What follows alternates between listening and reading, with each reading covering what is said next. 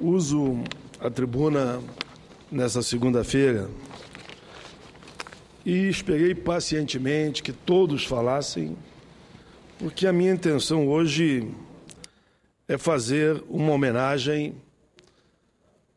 a homens e mulheres que dedicaram a sua vida a transportar, eu diria, o povo brasileiro para o mundo.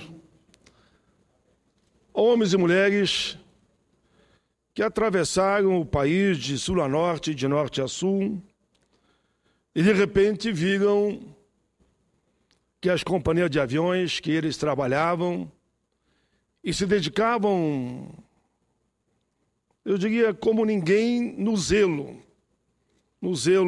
do patrimônio e no zelo para garantir que o transporte aéreo fosse de qualidade.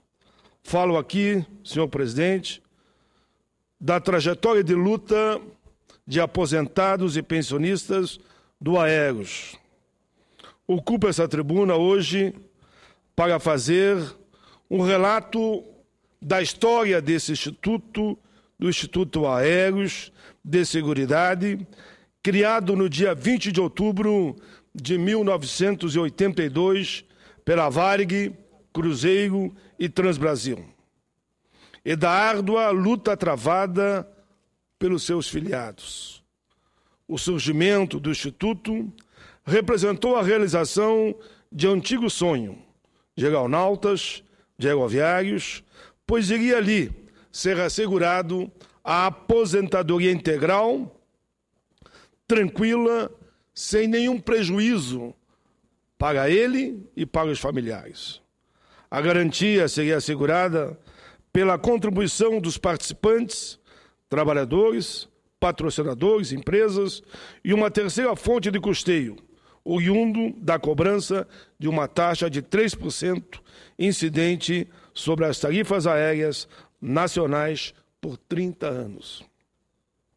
Em 1991, a terceira fonte foi extinta, de ofício, por determinação do Departamento de Aviação Civil, DAC, dando assim início a uma perda significativa de receitas e uma luta judicial infindável.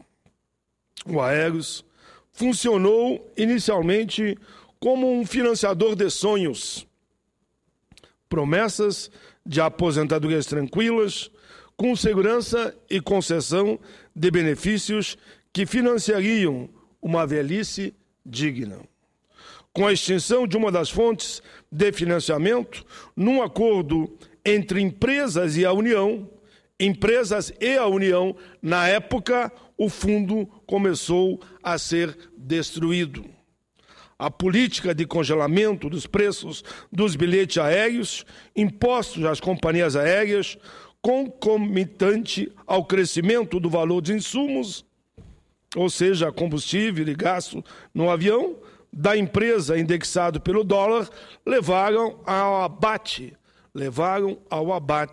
de todas as expectativas de salvaguardar os aportes necessários à continuidade das políticas do Fundo de Pensão dos Aeronautas.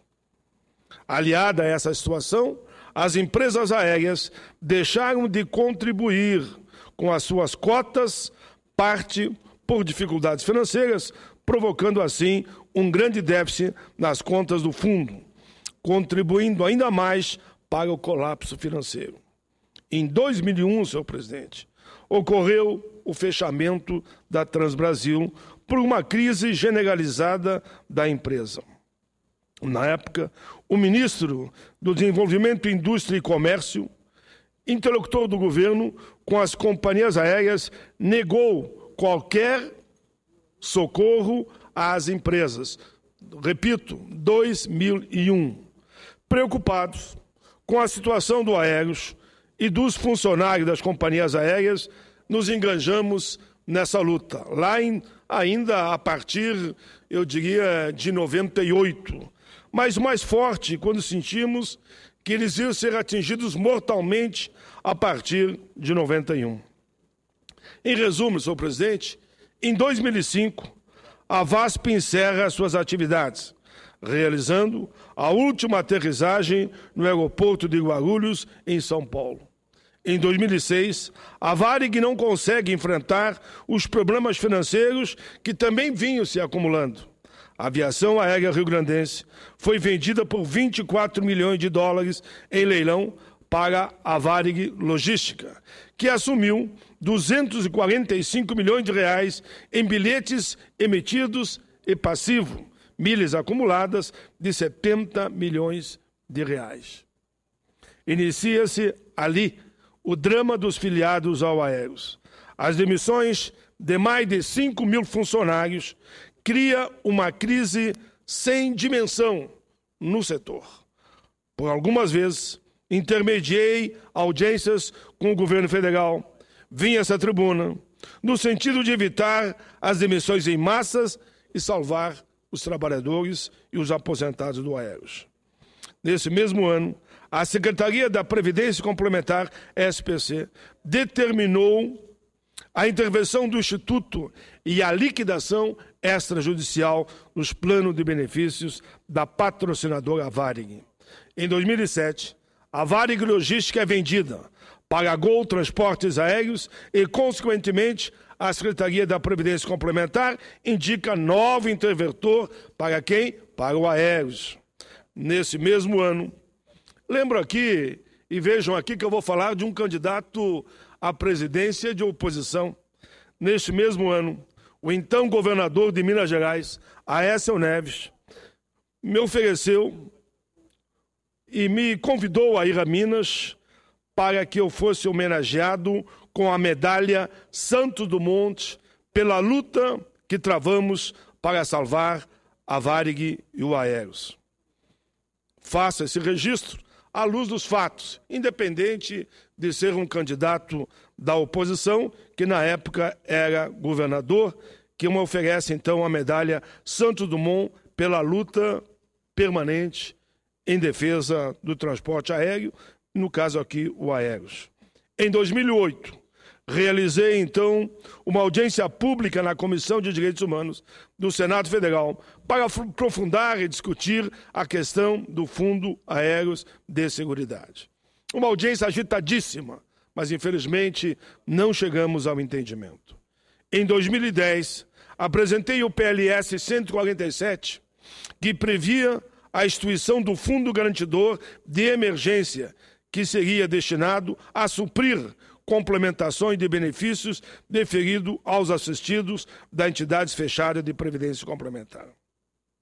A ideia, senador Eduardo Amorim, era possibilitar a Advocacia Geral da União, que queria um conforto legal para construir um entendimento. As empresas aéreas, o Instituto Aéreo de Seguridade Social, transacionaram sobre os diversos aspectos envolvidos no âmbito judicial, em busca da melhor forma de alcançar uma solução viável para todos. A ideia era possibilitar que os aposentados e pensionistas filiados ao fundo não chegassem à situação que chegou, esperando anos e anos para verem seus direitos respeitados. Senhor presidente, um comandante ganhava na época em torno de 8 mil reais. Agora está ganhando um salário mínimo, 2 salários mínimos. O projeto, enfim, chegou a ser aprovado na CAS. E o relator foi o senador Flávio Arnes, na CCJ. Na CAS foi o Flávio Arnes. Na CCJ foi Álvaro Dias. Na CAI, o senador Eduardo Braga foi designado o relator, deu parecer favorável, mas o projeto não foi votado. Apresentei esse projeto porque houve ação deliberada na União para que, com essa minha provocação, eles tivessem um instrumento legal para o entendimento, que infelizmente não aconteceu. Mas como presidente da subcomissão permanente em defesa do emprego e da Previdência, realizei outra audiência pública no mesmo ano, para debater a situação e apontar caminhos para o entendimento e buscar uma solução para o Aeros. Naquele período, tivemos várias reuniões, então com o ministro Toffoli, hoje no Supremo Tribunal Federal, que era advogado-geral da União. Tivemos inúmeras reuniões com a ministra Ideli Salvati, tudo na busca de um grande entendimento, que infelizmente não houve. A ação estava pronta para ser votada no Supremo, houve uma certa trégua, um pacto para o acordo, e o acordo não aconteceu. Mas não desistimos, senhor presidente. Na continuidade, realizamos ainda vários encontros, agora com o novo ministro da AGU, o doutor Luiz Inácio Adames, com vista a um acordo que pudesse pôr fim a essa interminável luta e sofrimento envolvendo milhares e milhares de brasileiros. Infelizmente, novamente, não aconteceu. Em fevereiro de 2013, estive com o Sindicato dos Aeronautas em audiência com o ministro Joaquim Barbosa, na época presidente supremo. Na pauta, a situação dos aeronautas e aeroviários, especialmente a antecipação de tutela a ser concedida no caso do Aeros.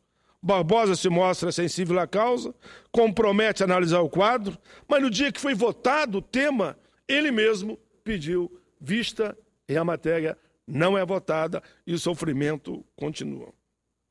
Tivemos inúmeras vezes com a ministra relatora, que sempre se mostrou firme no seu parecer em defesa daqueles que mais precisam, no caso aqui, eram os aposentados e pensionistas. Enfim, senhor presidente, no dia 12 de agosto de 2013, trouxe a essa tribuna uma carta endereçada à presidenta da República, Dilma Rousseff, num apelo comovente, assinado por centenas de entidades de todo o país apoiando o Aeros. Não contente somente em ler a carta, naquela mesma noite, viajei casualmente com a presidenta Dilma para o Rio Grande do Sul. Entreguei a ela em mãos a carta do povo brasileiro pedindo que houvesse um acordo entre o Fundo Aeros e a União. Ela leu a carta e se comprometeu naquele momento a olhar com muito carinho o tema. Ainda em 2013, senhor presidente, participei de uma vigília de 40 dias em defesa do Aeros aqui no Salão Verde da Câmara dos Deputados. Na ocasião, me lembro que em pleno Dia dos Pais, eu fiquei de ir ao Rio Grande e meus filhos esperavam e eu disse, não vou ficar aqui com os companheiros do Aeros, passei a noite e o Dia dos Pais foi aqui, nos braços, eu diria, deles, de homens e mulheres de 70, de 80 e 90 anos. E não me arrependi, porque sempre acreditei que essa causa seria um dia vitoriosa. Senhor presidente, eu poderia lembrar quantos plantões foram feitos nos aeroportos, como foi importante a vigília de 20 dias no Rio de Janeiro, vê-lo sempre lutando nas ruas, mesmo de outros estados. Quando eu ia fazer palestra, que foi na época que recebi o título de cidadão da cidade do Rio de Janeiro, lá estavam eles, com uma faixa na tribuna. É isso aí, Paim, estamos com você. Eu disse no meu discurso, mas não conseguimos nada. Eles dizem, não importa, importa que você acredita na causa. Foi assim em Minas, foi assim em Salvador, foi assim em Goiás, sempre eles estavam lá. Foi assim nos momentos que eu lançava na Feira do Livro, que lanço todos os anos um livro na capital, lá estavam eles, na filha, com as camisas laranjas, escrito aposentados do Aeros, acreditando na vitória.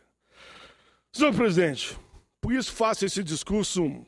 Diversas campanhas foram realizadas, vigílias, reuniões, cartas, documento, ação na justiça, projetos de leis, enfim, uma infinidade de ações iniciadas sempre com o objetivo de buscar uma alternativa ao Aeros. Essas vigílias foram momentos difíceis, mas de certo modo foram lindos, porque a união era a nossa energia. Lembro que nós ficávamos tomando chimarrão e cantando canções que vinham do coração. Cantamos músicas como o Guri, que diz lá no meio dela, este guri saiu igualzito ao pai, interpretada pelo saudoso César Passarinho. Ou Amigos para Sempre, quando eu saía na madrugada para ir embora, eles ficavam abanando e dizendo, amigos, amigos, para sempre música do grande Roberto Carlos.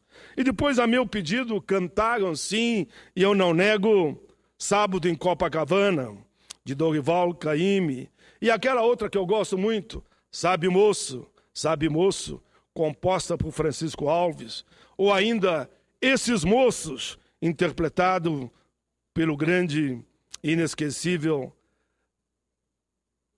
César Passarinho, mas também por outros grandes compositores e cantores. Havia muita emoção no ar.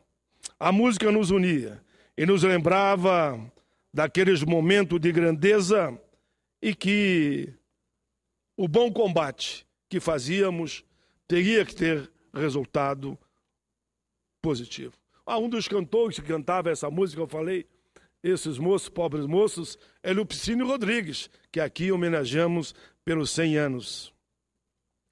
Mas, enfim, senhor presidente, mesmo após a concessão da liminar e a determinação judicial para efetuar o pagamento, esgotava-se o prazo e os recursos não estavam sendo depositados.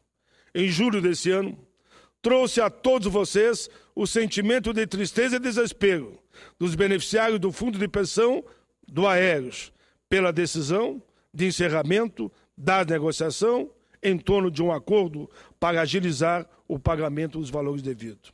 E aqui eu abro um parênteses para citar, senhor presidente, se me permitir, em nome de todos os senadores e deputados que travaram esse bom combate, uma vez que é impossível citar todos, mas alguns nomes, além dos já citados parlamentares, eu quero aqui citar nesse momento. Travaram esse bom combate, e aqui não é uma questão ideológica nem partidária. Como, por exemplo, a senadora Ana Amélia, que foi relatora do projeto encaminhado pela presidenta e que aprovamos na semana passada. Travou esse bom combate Gleisi Hoffmann todas as vezes que tivemos com ela, lá na Casa Civil ou mesmo na comissão, defendendo com muita convicção. Travou esse bom combate, Vossa Excelência, senador Eduardo Amorim, todas as vezes que aqui conversamos sobre esse tema. Travou esse bom combate o senador Pedro Simon, senador José Pimentel, todas as vezes dizia: há na Previdência a boa vontade para a construção do entendimento, e tenho falado com o Gabas e com o senador Garibaldi Alves. Travou o bom combate o senador Walter Pinheiro, me lembro aqui, o senador Renan Calheiros, nunca, em nenhum momento, se negou a receber os companheiros do Aéreos, quer seja na sua sala, quer seja aqui no Salão Azul, ou mesmo nas vezes que foi ao Salão Verde. Travou esse bom combate o presidente da Câmara, deputado Henrique Alves, atendeu a todos, colaborou com todos, abriu as portas para que eles, toda vez que faziam vigília, fossem muito bem atendidos. Travou esse bom combate o deputado Rubens Bueno, toda vez que foi solicitado, interagiu de uma forma ou de outra na busca do entendimento. Pois bem, em outubro desse ano, o governo federal encaminha ao Congresso Nacional um projeto de lei com o crédito no montante de R$ 248.265.342 para pagar parte da condenação judicial imposta à União. Como já disse, aqui presente, a relatora desse projeto da presidenta Dilma foi a senadora Ana Amélia. O referido crédito foi aprovado em 3 de dezembro de 2014, no plenário do Congresso Nacional, após 16 dias de vigília, realizado pelos aposentados no Salão Verde, e que eu tive a alegria, eu diria, de estar lá inúmeras noites com eles. Quero aqui fazer um reconhecimento e um agradecimento à presidenta Dilma, que determinou o pagamento da primeira parcela, que todos nós sabemos que se o Executivo tivesse a intenção, protelava e continuava protelando. É bom lembrar que foi a primeira parcela, e outras parcelas terão que vir, num sinal claro e positivo de que todos os aeronautas receberão os seus pagamentos devidos até o final das suas vidas, porque é o direito à aposentadoria. Tenho recebido inúmeras mensagens de agradecimento pelo trabalho realizado neste bom combate, repito, mas os créditos não são somente meus, são de todos os senadores, são de todos os deputados, e quero dizer, por que não lembrar aqui, principalmente daqueles que fizeram um papel fundamental quando acamparam por diversas vezes no Rio de Janeiro, nos aeroportos e aqui no Salão Verde do Senado. Lembro aqui os que participaram dessas últimas 20 noites de vigília e que tive a alegria de jantar com eles na última quinta-feira. Gabriela Baggio, Carlos Henke, Vilmar Mota, José Carlos Pereira, Irineia Bradman, Alzira Tamara, Manuel Wilkins, Yara Rolando, Amaury Guedes, Ernie Scherer, Oswaldo Tavares, Vera Barreto, Vera Paixão, Marina, Zoroastro Ferreira, Graziela Rodrigues, Simone, Tainá, Marcelo Bona, Henrique Júnior, Comandante Filgueiras, Filgueira Júnior, Zulmira Filgueira e Comandante Glenn. Faço questão de lembrar aqui ainda, senhor presidente, também o Sindicato dos Aeronautas. Faço questão de lembrar também que ao longo dessa caminhada faleceram cerca de 1000 companheiros e companheiras que não tiveram alegria de poder ver esse momento, mas que com certeza os seus familiares receberão o que eles têm de direito. Minha homenagem a todos eles. Não posso deixar de compartilhar com meus colegas de tribuna e com todos aqueles que nos ouvem nesse momento pela TV Senado, a bela poesia que recebi do Grupo do Aéreos. Fizeram essa poesia em minha homenagem, pela forma como atuamos, mas eu sei que eles não podiam fazer, senador Eduardo Amorim, uma poesia para cada um. Então, simbolicamente, eu me senti, ao receber aquela poesia, como se estivesse sendo todo o Congresso homenageado. O Grupo do Aéreos faz essa homenagem pelo apoio que receberam de nós e do Congresso nessa luta que já ultrapassou há uma década.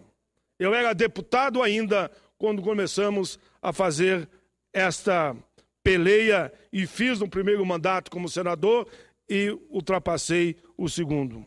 A poesia que eles fizeram é o que é, o que é. E eu peço, senhor presidente, que essa poesia, com as assinaturas, o original, fique nos anais da casa. Diz a poesia, o que é, o que é. Que força estranha, que força mágica, e que calor. Estou ardendo, estou febril, estou doente. Não, não, não, não, não. Doente eu não estou, porque sinto a vida mais intensa e não a morte à espreita. Então o que é, o que é? Estou confuso, sinto algo transcendental e maravilhoso a tomar conta de mim. Não tem limites, não tem formas, não tem cor, e no entanto, é irradiante, é real, é envolvente. Traz-me a criatividade, traz felicidade. É uma vontade de cantar, pular, dançar, mas o que é, o que é? Ah, ainda não sei. Por todo o meu ser, as rubras vias procuram, pesquisam, diante de tal afã, a luz virá, e assim, quando a consulta assalta a casa da razão, do saber e do pensamento, céus, céus, senador Paulo Paim, o senhor está lá. Tudo se agita e se aviva. A sua presença, senador. Todo ser está em ebulição. Alegria incontida e sem fim. Finalmente compreendo essa força mágica, mas não é estranha. É a força do sentimento, do respeito, gratidão e admiração que nós todos, confinados da Transbrasil, da Varig e do Aéreos, temos pelo político e amigo para sempre, senador Paulo Paim. Eu dedico ela a todos, senhor presidente, a todos os deputados e a todos os senadores. Mas não posso encerrar, senador Eduardo Amorim, fazendo uma homenagem para aquele que eu considero o herói dessa luta do Aéreos. Ele sim é o herói. Permita que eu diga nesse momento pequenas palavras ao grande herói da luta do Aéreos. Quero lembrar aqui do nosso querido companheiro de luta e advogado Luiz Castanha Maia, um verdadeiro herói dessa causa. Meu amigo Castanha Maia nasceu, senhor presidente, parece um detalhe, mas para mim é importante, em 16 de dezembro de 1964, no Rio Grande do Sul, e veio a falecer muito jovem, no dia 14 de janeiro de 2012. Somente tinha ele 47 anos.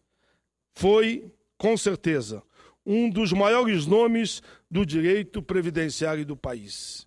Em 2 de setembro de 2010, ele, que tinha esse compromisso de fazer o bem sem olhar a quem, postou uma mensagem no seu blog e que acabou circulando em todo o país, comentando o mandato desse senador.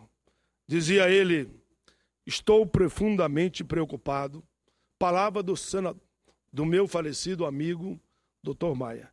Estou muito preocupado com a campanha lá no Rio Grande do senador Paim. Creio que no Rio Grande do Sul acabou sendo montada uma armadilha, porque é impossível, por tudo que ele fez, Paim não ser eleito.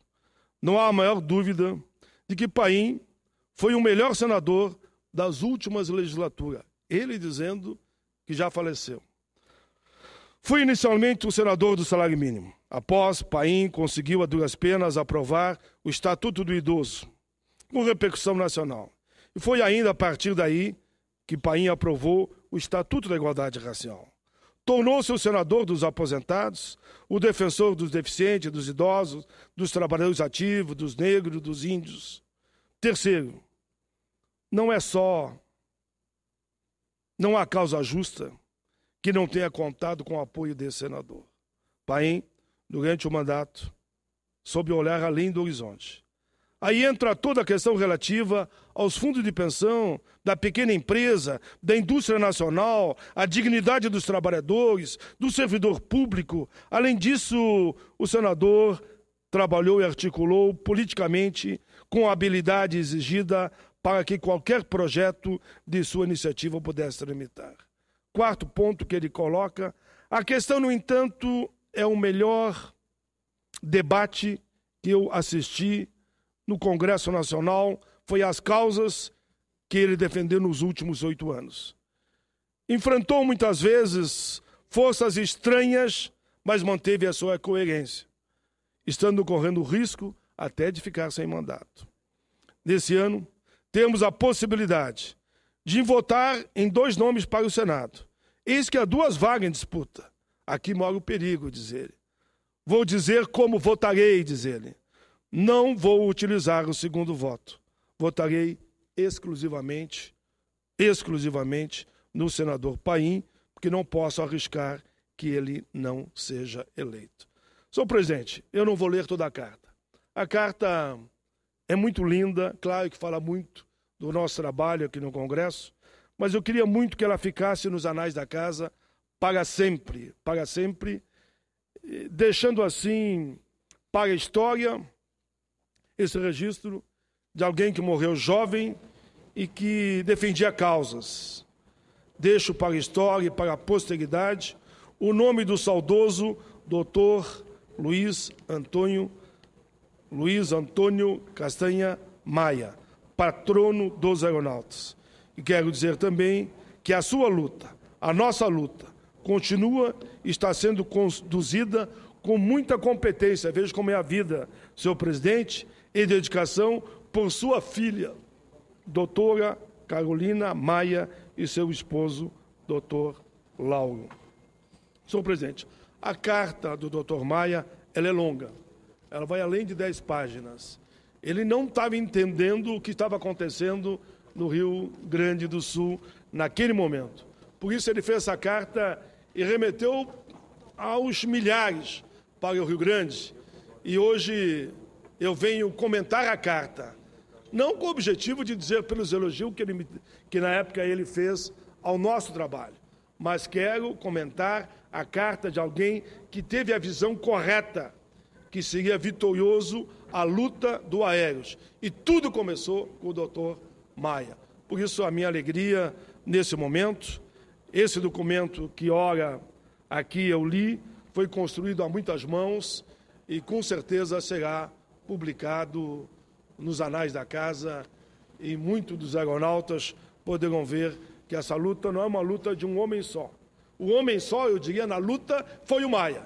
Ele foi o grande líder e nós todos fomos seus liderados. Por fim, me permita, senhor presidente, eu só registrar esses documentos dizendo que hoje é o Dia Internacional da Pessoa com Deficiência.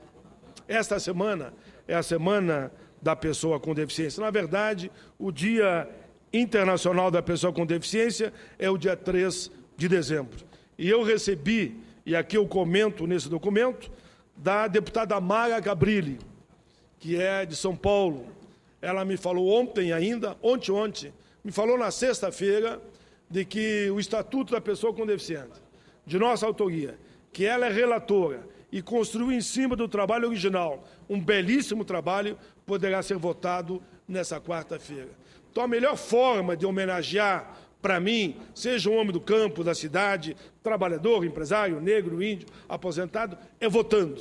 E eu espero que a Câmara dos Deputados, nesse mês dos direitos humanos, nesse mês da pessoa com deficiência, aprovem o Estatuto da Pessoa com Deficiência, que está há mais de 20 anos tramitando aqui no Congresso Nacional. Já aprovei ele por unanimidade aqui, mas a Câmara me parece agora que vai votar.